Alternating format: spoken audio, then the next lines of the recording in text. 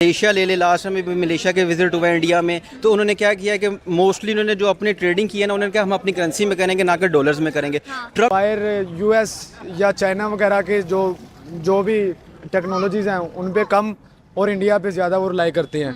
Russia को कह ले कि रशिया के साथ जो उनके साथ जो कोलैबोरेशन है ना इंडिया की, वो बहुत ज़्यादा है, क्योंकि वहाँ से ऑयल एक्सचेंज होते हैं और बहुत ज़्यादा इनकी ट्रेडिंग होती है। इस तरह आप इंदिरा गांधी ने जैसे कि कॉन्सेप्ट दिया था मेड इन इंडिया का, उसे लेके चल रहे हैं वो अपने साथ साथ, ठीक है, उस पर काम कर रहे हैं, जिसकी वजह से उनकी इकोनॉमी बेहतर हो रही है।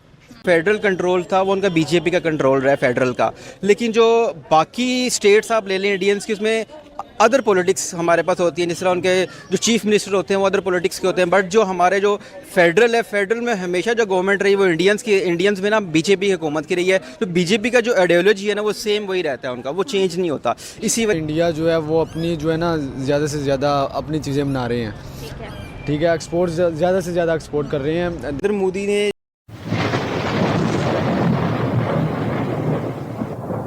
नमस्कार दोस्तों, स्वागत है आपका हिंदुस्तान डॉट में।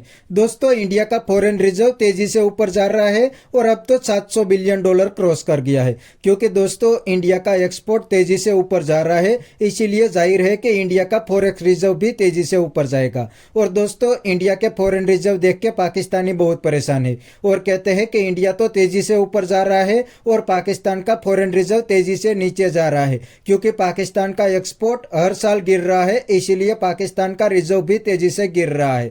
तो दोस्तों, बिना टाइम वेस्ट किए वीडियो में आगे देखते हैं इंडियन फॉरेन रिजर्व के ऊपर पाकिस्तानी पब्लिक क्या कहती है।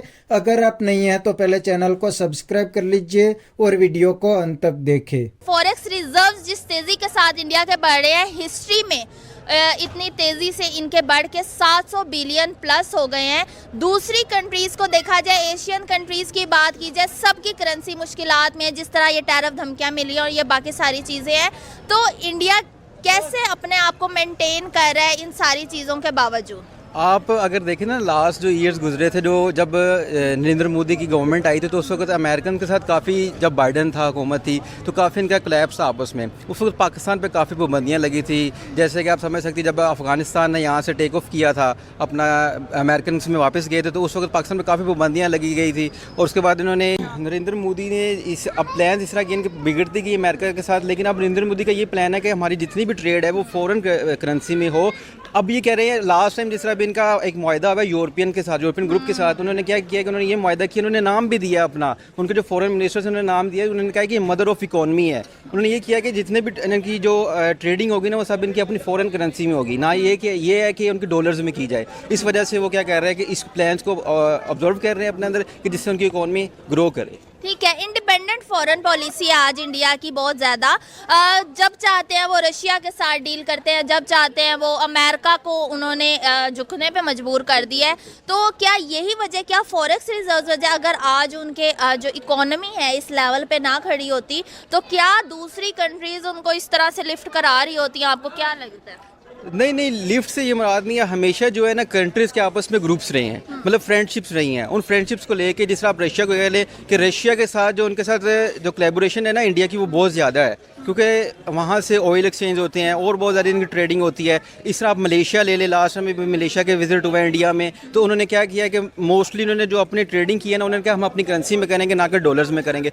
ट्रम्प की तो बहुत कोशिश है कि जितने ज़्यादा इन पे मतलब कि टैरिफ लगाए जाए ना, वो मतलब उनको बहुत नीचा दिखाने के लिए, इकोनॉमी की जो है ना डिक्लाइन करने के लिए। लेकिन जो है ना इंडियंस, वो मोस्टली कोशिश यही कर रहे हैं कि वो अपने फ्रेंडशिप गोल्स को ना अचीव करके, उनके साथ अपनी ट्रेडिंग करके, अपनी करेंसी में ट्रेड करने के बाद फिर उनको ग्रो करें अपनी इकोनॉमी को। 1991 में जो इंदिरा गांधी है, उन्होंने एक आत्मनिर्भर भारत का जो कॉन्सेप्ट दिया था, मेड इन इंडिया में चीज़ें करेंगे, वो अभी तक वैसे का वैसा ही चल रहा है। जहाँ पे अगर दूसरी कंट्रीज़ को देखा जाए, एशियन कंट्रीज़ की बात करें, हुकूमतें चेंज होती है, पॉलिसीज़ चेंज होती हैं। एशियन कंट्रीज़ में ही बांग्लादेश और पाकिस्तान को ले लें, 9वें से 10वें नंबर पर जा रही है। और इतना बूस्ट इंडिया की तरफ से एकदम से कैसे उनकी हुकूमतें बदलती हैं लेकिन उनकी पॉलिसीज सेम रहती हैं। लेकिन इस पे मेरा ओपिनियन ये है कि मेरा जो राय है वो ये है कि जो इंडियंस में जितनी भी गवर्नमेंट्स है ना, वो सबसे ज़्यादा जो गवर्नमेंट्स रही है ना, वो बीजेपी की हुकूमत की रही है वहाँ पे। मतलब ये आप कह लें कि फेडरल जो है ना, फेडरल कंट्रोल था वो उनका बीजेपी का कंट्रोल रहा है फेडरल का।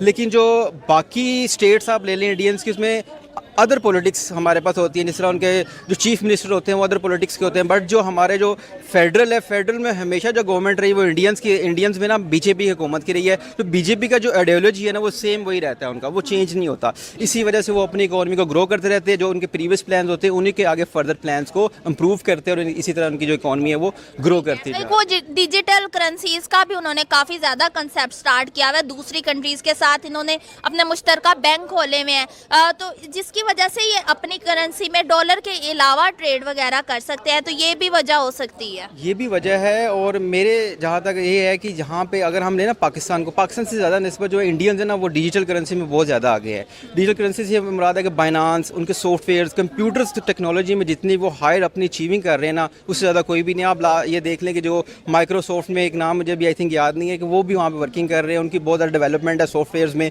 और उनके इंडियंस में बहुत ज़्यादा ऐसे लोग हैं जो सॉफ्टवेयर पर क्या कर रहे हैं, अपना इम्प्रूव कर रहे हैं। इम्प्रूव करने के साथ साथ ना सॉफ्टवेयर पे बहुत वो वर्किंग करते हैं, जिसकी वजह से इम्प्रूव कर रहे हैं। डिजिटल मार्केटिंग में उनका इसलिए नाम बहुत ज़्यादा फैल रहा है। हाँ बिल्कुल, जैसे कि सीईओ देख ले, माइक्रोसॉफ्ट हो गया दूसरी कंट्रीज, और एप्पल वगैरह जैसी बड़ी कंपनीज इंडिया में इन्वेस्ट कर रही हैं। ये ट्रस्ट कहाँ से आ रहा है?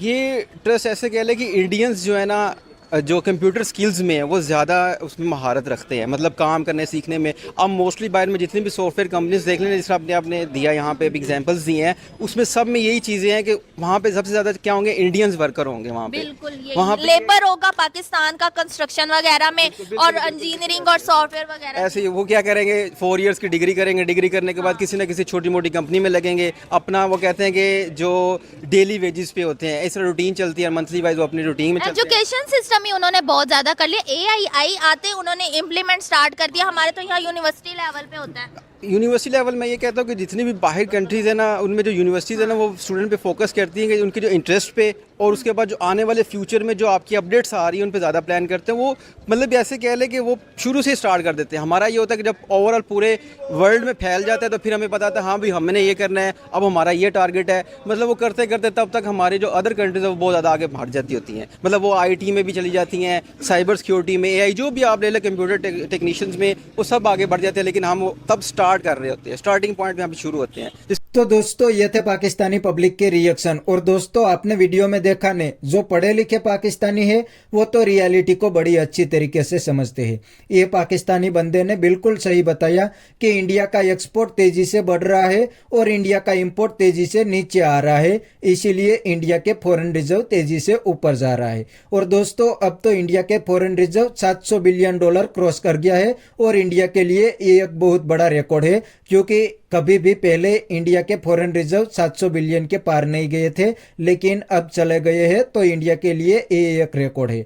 और दोस्तों दूसरी साइड पाकिस्तान का फॉरेन रिजर्व $20 बिलियन भी नहीं है, क्योंकि दोस्तों पाकिस्तान का एक्सपोर्ट तेजी से गिर गया है और पाकिस्तान पूरा इंपोर्ट के ऊपर डिपेंड करता है, इसीलिए पाकिस्तान का फॉरेन रिजर्व भी गिर रहा है। और दोस्तों पाकिस्तान को अपने फॉरेन रिजर्व को मेंटेन करने के लिए दूसरी कंट्री या तो IMF से लोन लेनी पड़ती है, तब जाके पाकिस्तान का फॉरेन रिजर्व मेंटेन हो पाता है। पाकिस्तान के एक्सपोर्ट से पाकिस्तान का फॉरेन रिजर्व मेंटेन नहीं होता, लेकिन इंडिया के केस में तो इंडिया एक्सपोर्ट करके अपना फॉरेन रिजर्व को बढ़ाते हैं।